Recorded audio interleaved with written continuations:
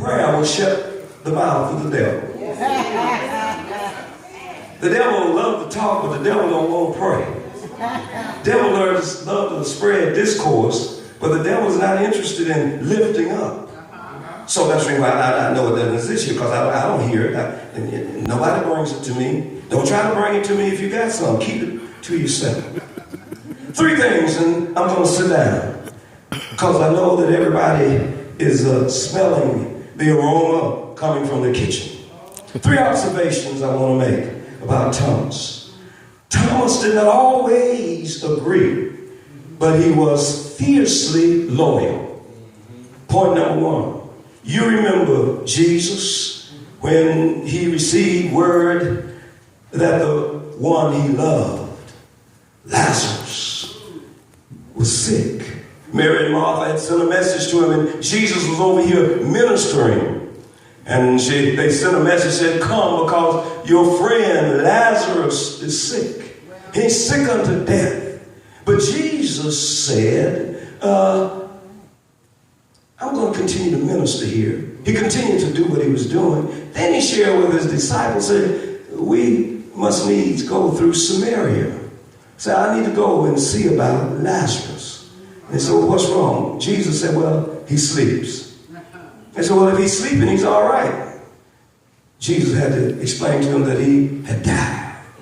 While Jesus tarried doing the work that God had given him, his friend Lazarus died. And then Jesus told the disciples that we must needs go through Samaria to get there.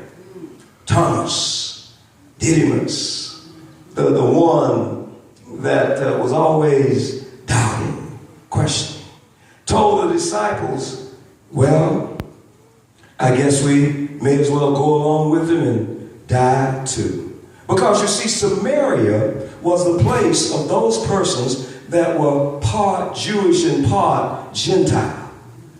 And they had an ought with the Jews, and the Jews had an ought against them. And Jews were not welcome in their midst, Samaria.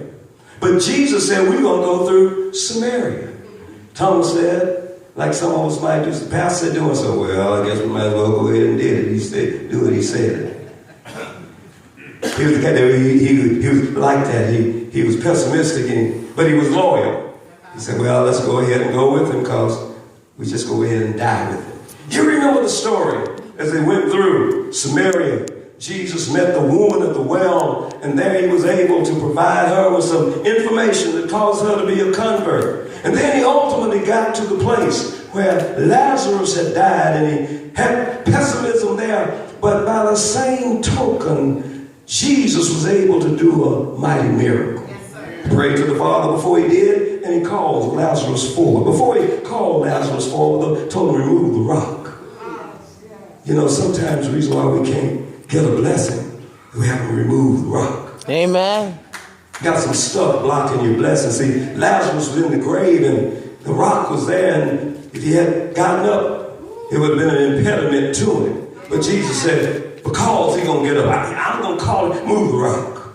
And then, by the way, he was in a common grave.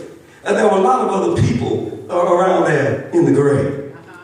That's why Jesus could not say, come forward. Because all of them would have got up.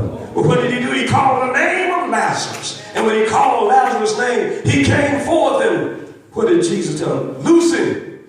Take the death wire bindings off of him. Loose him. Sometimes we can't get our blessing because we got a stone at the door. Blessing come, we can't get to it.